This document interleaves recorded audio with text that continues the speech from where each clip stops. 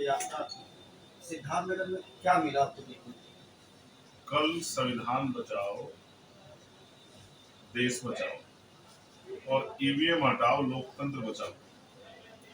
जिस तरह से भारतीय जनता पार्टी ने लगातार अपनी नीतियों द्वारा, उनके नेताओं के भाषणों में स्पष्ट होता है कि भारतीय संविधान के विरोध में है, और ईवीएम पे जिस तरह से जनता का भरोसा नहीं। कई बार ये देखने को मिला है कि जितने वोट मशीन में डाले जाते हैं उससे ज्यादा वोटों की काउंटिंग के समय होती है। जनता का विश्वास नहीं, जनता के का समर्थन ईवीएम को नहीं। उसको लेके जो यात्रा कल सिद्धार्थनगर में हुई, जनता का अपार समर्थन मिला। हर चौराहे पे, हर कस्बे पे हजारों हजारों की संख्या में नौजवानों ने, महिलाओं ने, किसानों ने, मजदूर भाइयों ने, सब लोगों ने यात्रा का स्वागत किया। और ये समर्थन इसलिए जुट पाया कि यहाँ भीम आर्मी आजाद समाज पार्टी के लोगों ने संगठन स्तर पर जमीनी काम बहुत मजबूत कर दिया है। तो यहाँ का जो हमारा शीर्ष नेतृत्व है वो भी लगातार इस काम में अपने पदों को पीछे छोड़ते हुए जनता के बीच जाके काम कर रहे हैं, जिसका फायदा पार्टी को मिल रहा है। कल का जो उत्साह था वो देखने लायक था। मुझे बड़ी खुशी हुई यहाँ का जन समर्थन देख के। आने वाले कल में सिद्धार्थनगर में आजाद समाज पार्टी एक बड़ी ताकत के रूप में उभरेगी, ऐसा मेरा विश्वास है। सर, अमर सिंह जी को आपने प्रभारी बनाया है, तो क्या परिवर्तन आएगा आने वाले चुनाव में? देखिए, अभी तक जनता ने तमाम तरह के भरोसे और वादे जो है सांसदों द्वारा देखे, लेकिन मेरा ये मानना है अगर कोई काम करने वाला व्यक्ति और जो रणनीति हमारी है कमजोर वर्गों के लिए, हाशिए पे रहने वाले अंतिम व्यक्ति के लिए, मजदूरों के लिए, किसानों के लिए और महिला सुरक्षा सशक्तिकरण पर जो पार्टी की हमारी नीतियां हैं, चौधरी अमर सिंह जी उन नीतियों को प्रभावी रूप से सदन में भी और क्षेत्र में भी, सदन में रखने और क्षेत्र में लागू कराने के लिए संकल्पित है।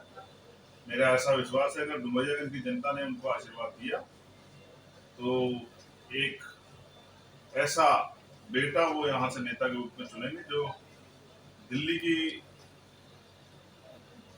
दीवार से, दिल्ली की प्राचीर से डुमरियागंज के हितों के लिए लड़ता हुआ और संघर्ष करता हुआ दिखाई देगा। सर, कल जन सैलाब आपके शो में निखर के आया है, उसका क्या आगाज लग रहा है? ये जनता का प्यार और आशीर्वाद है। ये विश्वास और मजबूत हुआ क्योंकि जिस तरह से संघर्ष करके हम लोगों ने आशीर्वाद और प्यार प्राप्त किया है, ये आगे बढ़ने वाला है क्योंकि हम संघर्ष का रास्ता छोड़ने गए। हम और संघर्ष के रास्ते को मजबूत करेंगे। आपको देखना चाहिए कि गांव में नौजवान बेरोजगार घूम रहा है, महंगाई की मार है, महिलाओं पे अपराध हो रहे हैं, आशा कार्यकर्ता हो, आंगनबाड़ी कार्यकर्ता हो, पूरे दिन सेवा करते हैं लेकिन तनख्वाह के नाम पे जो मिलता है, तमाम तरह से ऐसे जो सहायक साथी जो काम कर रहे हैं वो सब पीड़ित हैं। हमने तय किया है कि उनको जो उम्मीद और विश्वास हमसे है हम उस पर खड़े उतरने के लिए जनता के बीच रहेंगे और इस तरह की यात्रा पूरे उत्तर प्रदेश में चलेंगी, देश भर में चलेगी और इन यात्राओं के जरिए जन समस्याएं जो हैं उनको सुन के और उन जन समस्या को दूर करने के लिए तमाम तरह से एक जो सबसे बड़ी समस्या मेरे सामने आई है मैं उसकी चर्चा आपसे जरूर करूंगा।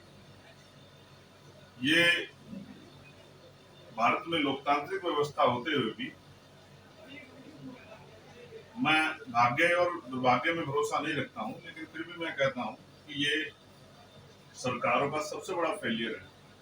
जब मैं कल वापस लौट रहा था, ये मुद्दा इसलिए मैं उठा रहा हूं कि जनता को पता लगे कि आज भी हर घर पे शौचालय नहीं। मैंने देखा, मुझे कहते हुए तकलीफ है कि बहुत सारी बहन बेटियां रात में हमने सड़कों पे देखी और वो इस वजह से थी क्योंकि गरीबी है और सरकार ने जो नीतियां और जो बातें की है वो हवाई है, कागजों पे है। उनका लाभ जनता को नहीं मिल पाया।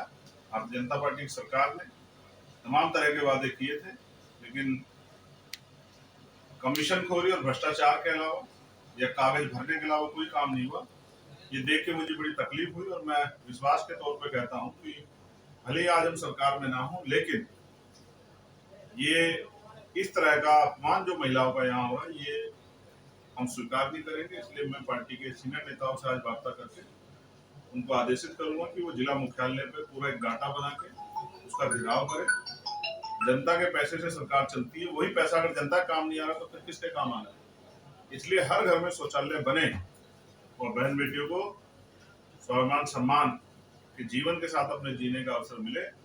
इस बात की गहराई को समझते हुए हम लोग बहुत जल्द एक डाटा एकत्रित करेंगे और डाटे के साथ जिलाधिकारी का घेराव करेंगे। जिलाधिकारी ऑफिस पर जाएंगे और अनिश्चितकालीन घेराव चलेगा जब तक सरकार जो है हमारी इस मांग को पूरा नहीं करेगी। मुझे खुद भी आना पड़ा तो मैं खुद भी उसमें शामिल रहूंगा, लेकिन बहन बेटियों के सम्मान का कोई खिलवाड़ हम लोग यहाँ नहीं होगा। सर, आने वाले चुनाव में एजेंडा क्या होगा?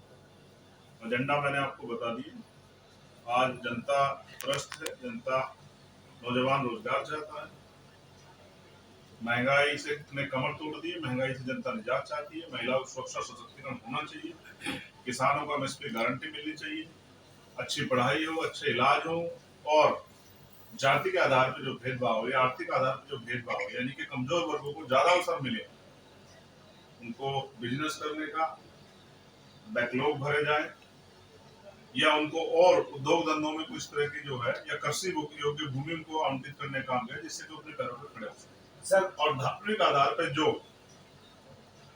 नफरत फैलाई जा रही, धार्मिक आजादी को छीनने का काम भी भारतीय जनता पार्टी सरकार में हो रहा है। मैं अपने अल्पसंख्यक समुदाय के जो भाई है, मुस्लिम हो, जैन हो, सिख हो, बौद्ध हो, ईसाई, उनको कहना चाहता हूँ कि अब आपको अपनी लड़ाई के लिए परेशान होने की जरूरत नहीं है। आपकी लड़ाई आजाद समाज पार्टी भीमवानी मजबूती से लड़ेगी। अगर धार्मिक आधार पर किसी के साथ अन्याय होगा तो सरकार को हमारा सामना करने के लिए तैयार रहना चाहिए। सर, देश का नाम इंडिया से बाहर रखने की बात चल रही है, क्या कहना चाहेंगे? प्यारे पत्रकार साहब,